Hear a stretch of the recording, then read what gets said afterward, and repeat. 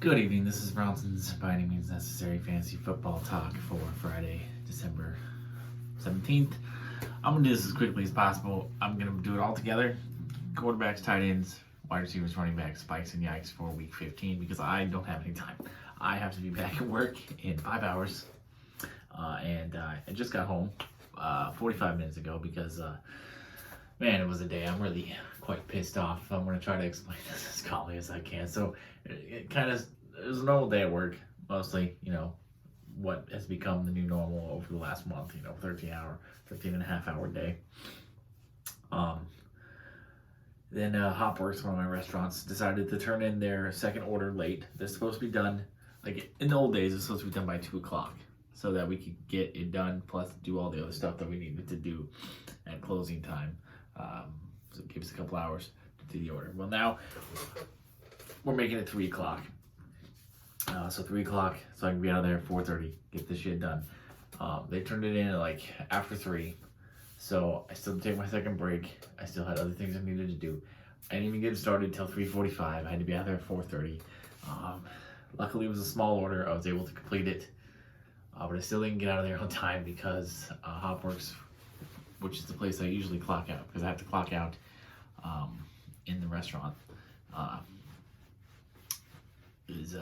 didn't have a manager for me to clock out. And so when I'm late, if you clock out more than 5 minutes past your scheduled time, you have to have a manager swipe for you. And I was more than 5 minutes past. So there's no manager in Hopworks. So I had to walk back over to the shoes. It took a few minutes to get someone to swipe me out, and then to walk back to the exit, because Hopworks is closer to the exit, much closer to the exit nowadays. So we clock out there. It's just simpler. So that was a pain in the ass. And then I get outside, and it turns out the train they're doing repairs on the line a couple stops up. So the Max is not running, the red line's not running from the airport. So I had to wait for a freaking shuttle bus, which I think it took about a half hour for them to get there, which, they've done this before. They've had the shuttle bus running people from the airport to the regular Max stops before. It was a little bit of an inconvenience, not that big of a deal. A little bit slower, not that big of a deal. But this bus took a half hour to get there. So obviously it just missed the last one. Okay, that's not even the best part. The best part is this driver clearly has never driven in Portland before in his fucking life. So he got the first 2 stops right. Then the third stop, which is the stop I needed, you gotta hit the freeway, get off Airport Way, hit the freeway, go up one fucking exit, turn off right, go across the overpass. The transit center is right there. So this dipshit completely, I don't even know where he went. I wasn't paying attention at this time. I was watching videos on YouTube. I look up, we're in the middle of somewhere in Portland. I've never been. Okay, so this guy pulls over. We sit on the side of the road for 15 minutes while the driver is trying to get directions from his supervisor, while the rest of us are just back there what the hell is going on? Eventually we talk to him, we communicate with him. He's like, oh, I'm lost. I don't know where I'm going.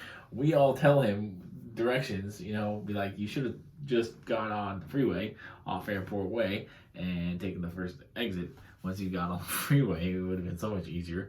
But then we're all trying to give him directions, from where we are, which still, he's not that far out of the way. He just needed to turn to the right at the next light and go follow that road. Takes you right back to the road he needed to be on. The transit center was right there. It was not that far, but then he ended up going up another light, going around, having to come down. It was such a freaking inconvenience. I got home an hour later than I normally would. So I just got home at 7, and now I have to. It was originally, I was supposed to come into work tomorrow at 5:30. And now it's 1 a.m., which also it's 1 a.m. on Sunday because it's the last weekend before Christmas. We all have to work 1 a.m. Saturday and 1 a.m. Sunday. So it's 8 p.m. now. Excuse me. I slept 4 hours last night. I'm going to get less than 5 tonight. The good thing about tomorrow, at least, though, is I don't have to work Saturday night. So at 4:30, when I get off work at the airport, I could just go home and crash because I gotta get up and be back to work at 1 a.m. on Sunday. I'm probably gonna miss football on Sunday because I'm gonna be sleeping all day on Sunday. It's like I'm working graveyard again, but it's ridiculous. But anyways, I've wasted 5 minutes of your time. Let's see if I can do this as quickly as possible because I still like to eat some ice cream, or I'm probably not gonna watch any Netflix today or do any reading or do anything of any pleasure to me at all whatsoever because my needs don't matter. It's all about everybody else all the time, even at work. You know, that's all I do all day is fulfill everybody else's needs. But there's nobody here, nobody home, nobody cares, nobody gives a shit, nobody gives a fuck about my needs and what I need. I'm just supposed to be a robot who doesn't feel, who doesn't need, who doesn't want. So, anyways, as quickly as possible, quarterbacks that I am yiking this week. I got 3 yikes and 4 spikes at the quarterback position. The quarterbacks that I am yiking: Aaron Rodgers of the Green Bay Packers at the Baltimore Ravens. He's ranked at 4 for the week. I think the Ravens defense is a proud defense. I think they're going to show up for this game. I don't like Rodgers as a top 5 play. I think he's still top 10 play. I just think they just have 2 great running backs in Green Bay. It's going to be probably a cold game, cold weather. Who knows if Lamar will play or not. That could keep, the Ravens going more conservative than they already are. Managing the clock, keeping the ball in Aaron Rodgers' hands. There's just a lot of things, a lot of vibes I'm getting that makes me think Aaron Rodgers is not going to have a top 5 week. Matthew Stafford 6, Rams versus the Seahawks. There's just Rams are dealing with a lot of COVID problems right now. They already have missing Robert Woods, they're going to be missing Odell Beckham Jr., they're going to be missing Tyler Higbee. Just a lot of Matthew Stafford's typical weapons are not going to be available to him, so it's hard for me to envision him having a top 6 week. And lastly, Ben Roethlisberger way down at 16. Steelers versus the Titans. Titans have one of those defenses that really shows up against, I want to say good teams, but Pittsburgh's not that great of a team. Pittsburgh's a well-coached team with a veteran quarterback who's won Super Bowls. Mike Vrabel's defense typically shows up against guys like that, and Roethlisberger's really struggling. He's really showing his age. I don't like Roethlisberger this week, even as a super flex top 20 play in the first round of the playoffs. For the quarterbacks that I am spiking, I got 4, starting with Jimmy Garoppolo, 14, 49ers versus Falcons. Garoppolo is a top 10 play for me this week with Debo healthy, with Ayuk finally out of the doghouse against the bad Falcons defense. Garoppolo's been playing really well lately, and a lot of people aren't really paying attention to that, but he's definitely worth streaming this week if you're looking for one QB, even in 1 QB league, but definitely a 2 QB league. He needs to be in your lineup. Lamar Jackson, he's way down to 17. I know he's questionable. He may not play, but if he plays, he's I can't envision him not being like a top 12 guy. I really think he's probably a top 10 guy just because of what he can do with his feet in a game that could potentially be a high-scoring game against the Packers. I like Lamar a lot more than 17. Lamar Jackson is still a QB1. For me, Carson Wentz, way down at 21 versus the Patriots. There's absolutely no way that if I'm in a Superflex 2 QB league and I have Carson Wentz on my team, I'm not starting. There's no way I'm not starting him. I'm starting him for sure this week. He's still a top 15 play for me. I don't think the Patriots defense is that great. They may shut down Michael Pittman, but Wentz is really good at. He's an elusive guy. He's gonna get some stuff done with his feet. He's gonna create some magic. Gonna create some plays. There's no way he's not a top 20 play. And then lastly, Trevor Lawrence. He's not ranked again. He's outside the top 25. But I think with the Urban Meyer situation being over, Trevor Lawrence is gonna feel a little bit more relaxed. And I think Darrell Bevell is going to. I remember Darrell Bevell when he was the Vikings offensive coordinator. Didn't like him. Didn't like him when he was in Seattle. I don't think he's the greatest offensive coordinator or play caller for sure at all by any means. But I think he's going to be an improvement for Trevor Lawrence's development is an improvement from Urban Meyer. So I like Trevor Lawrence having a bit of a bounce back week this week. He is inside the top 25 for me. I probably would even play him as a super flex or as my second quarterback in league. Tight ends. I've got 3 and 3, 3 yikes, 3 spikes. The yikes, Dallas Goedert, Eagles versus Washington football team. Goddard's at 7 this week. Jalen Hurts is back this week, which means Dallas Goedert is no longer a tight end 1. Dalton Schultz, Cowboys versus at the Giants. Dalton Schultz is at 8.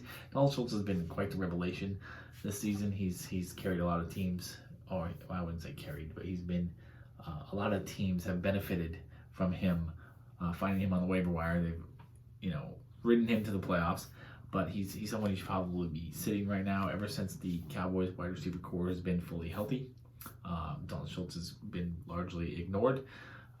Perhaps that changes this week because Dak.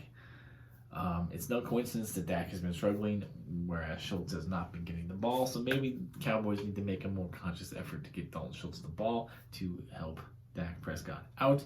But still, he's a bit of a risky play given what he's been doing for the past few weeks.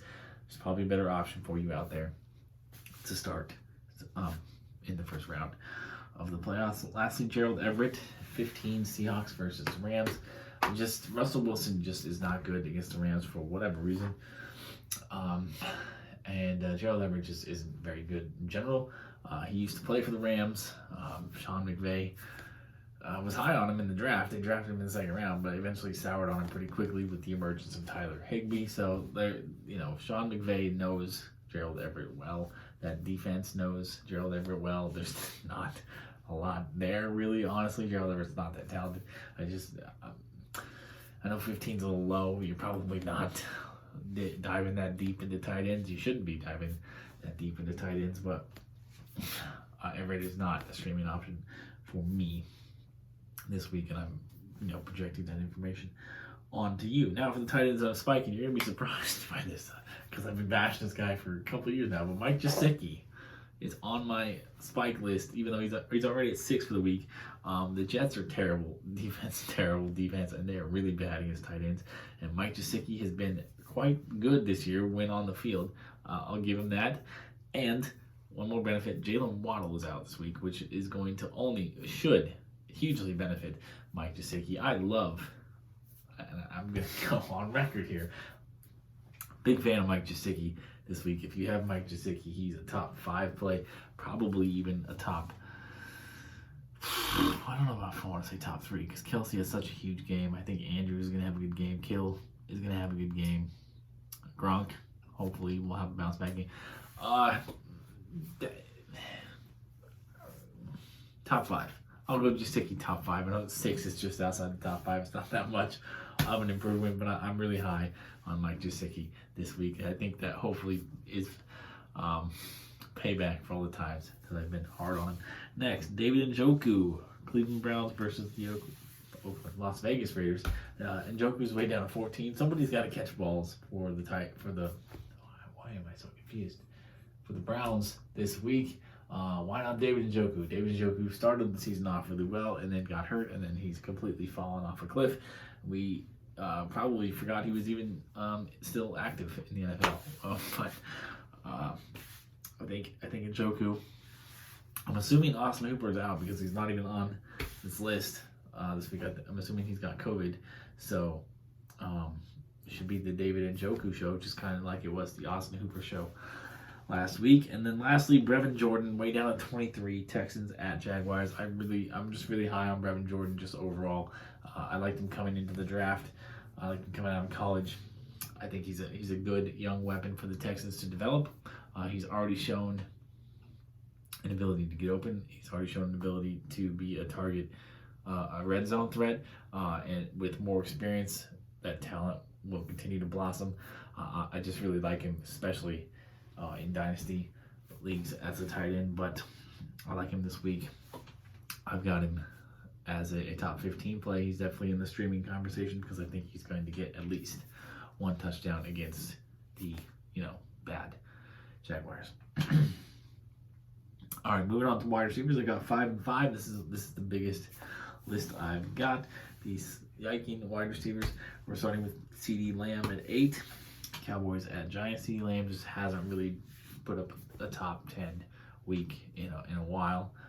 There's just too many weapons in Dallas, and Dak is struggling. So, still a wide receiver 2, but not top 10.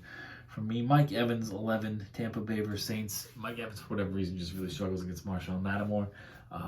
So Mike Evans is outside my top 20 this week, even though I still think he's one of the most talented wide receivers I've ever seen on the football field. DK Metcalf, 12, Seahawks versus Rams again. Russell Wilson struggles against the Rams. DK Metcalf is having a really awful year. I mean, he started out the season okay, but if you look at the last second half of the season up to this point, he's not even in the top 50 among wide receivers. So it's long past time to fade DK Metcalf. I wouldn't even have him in my lineup this week.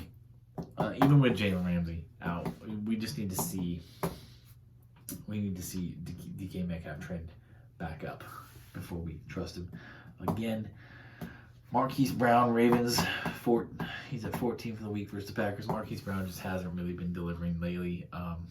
Still a flex play for sure, high upside flex play, especially if you are trailing after Thursday's games and you need a high upside. Marquise Brown's probably a good route, but a bit risky for me to trust as a top 15 play. And then lastly, Devontae Parker of the Dolphins versus the Jets. I can't stand this guy. He's my least, I don't know if I can say least favorite. Myles Gaskin's probably my least favorite fantasy player. We'll talk about Myles Gaskin later, as I always do in my running back segment. But Devontae Parker, I think I actually hate Devontae Parker more because I've needed to rely on Devontae Parker several times throughout my fantasy career. I've never had to rely on Myles Gaskin. So, but Devontae Parker, not a wide receiver 2. He is a flex play at best, and we'll see if he even can deliver any kind of production whatsoever, because he always massively disappoints when anybody at all in the fantasy community needs to rely on Devontae Parker for anything. He disappoints. So I would just avoid him. I know he has a juicy matchup, but I think Jasigi is going to benefit a hell of a lot more than Devontae Parker. For the wide receivers that I am spiking, it just occurred to me this video is probably going to go over 20 minutes. Hopefully it will upload while I sleep. We've got... Why the hell am I struggling to remember who the hell this is? Oh, Van Jefferson. I saw Jefferson. I was thinking Justin Jefferson, but Van Jefferson with Odell Beckham Jr. out, Tyler Higbee out. Van Jefferson should benefit hugely in this matchup. Van Jefferson, a top 20 play for me this week, a wide receiver 2 against the Seahawks.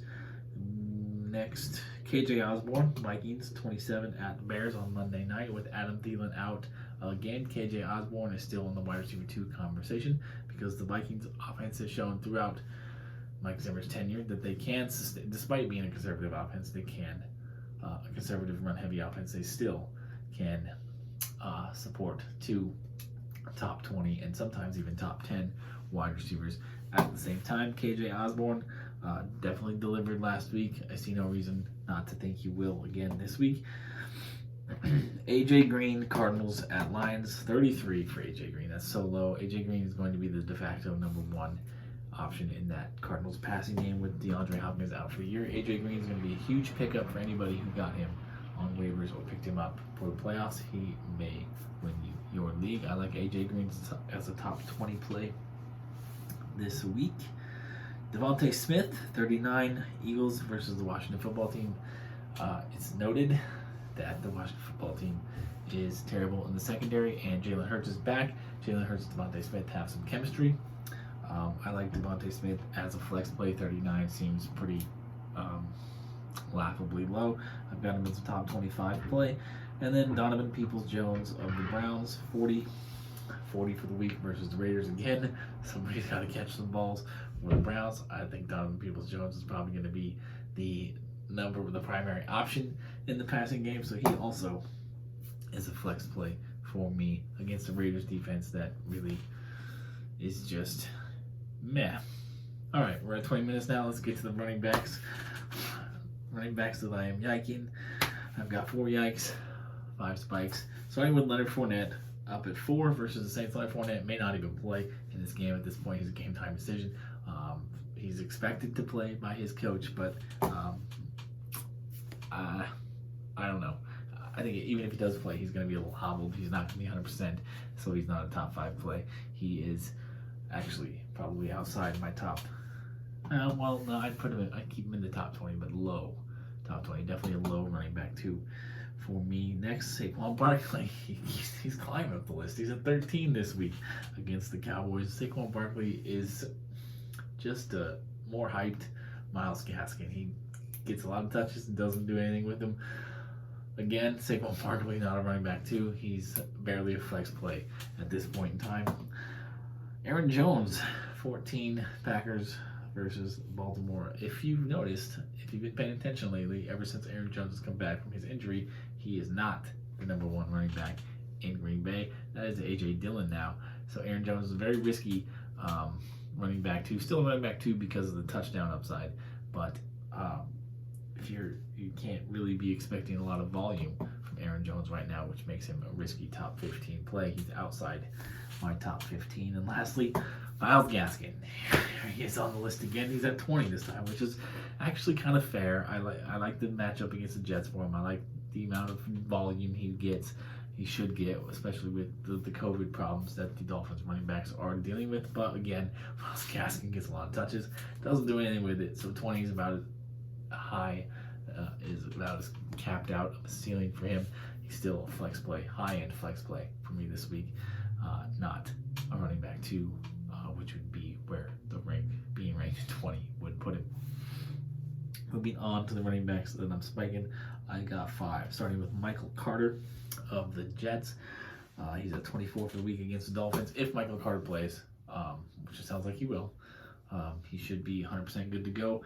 He's automatically back in the running back 2 conversation. I would swap him and Gaskin, honestly. Put Carter at 20, Gaskin at 24, although Gaskin probably deserves to be higher than 24. But Michael Carter definitely in the running back 2 conversation immediately upon his return. Rashad Penny of the Seahawks, 27 at the Rams. I think we saw something from Rashad Penny. Rashad Penny showed something. The Seahawks have something there. I think in a game in which Russell Wilson is probably going to struggle, Pete Carroll is going to go back to his tendencies. He's going to go down. If he's going to go down, he's going to go down his way. He's going to run the ball. Rashad Penny's going to get 20+ touches. That right there puts him in the running back 2 conversation. A.J. Dillon, Packers at Ravens. He's down at 28. I don't understand. He's been out touching Aaron Jones for the last 3 weeks. Aaron Jones, A.J. Dillon should be in the top 20. Just I don't get it.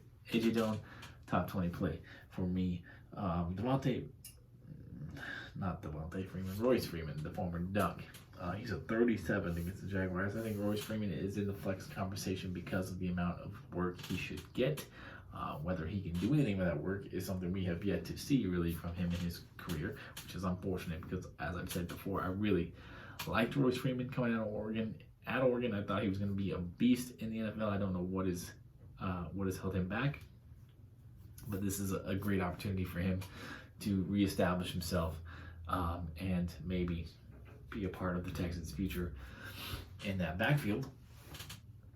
And lastly, we got Dearness Johnson way down at 46 versus the Raiders. Dearness Johnson is back on the map because Kareem Hunt is out. When Dearness Johnson, excuse me, I'm starting to get anxious because this video is running longer than I wanted to. I really thought I could do this so quickly. I failed. Yay me. Dearness Johnson, when he's been given the opportunity, when Kareem Hunt has been out, he has been very much in the running back 2 conversation as Kareem Hunt is. So especially in a game where the Browns are dealing with a lot of COVID issues, a lot of backup, a 3rd-string quarterback actually, and not a lot of wide receivers. I think they're going to rely really, really heavily on the run, which they already do. Dearness Johnson, 46 is disrespectful. Dearness Johnson, for me, belongs in the top 25. probably even higher than that. But all right, 25 minutes was like twice as long as I was really thinking this would be. I was awfully hella ambitious with the amount of time this video is going to take me to film today, but I did it, and I feel good actually. I still need to go to bed though. I'm tired. I'm more tired than I think I am. I'm just psyching myself out. But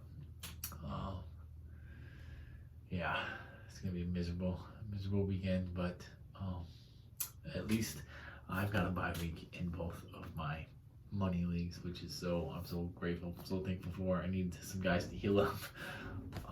I still set my lineup this week. I'm gonna hope that they score well. It'll make me more confident heading into my matchup when I actually have to play somebody next week. So peace, love, and nacho fries. Hang loose, and good night to you. Happy holidays as well.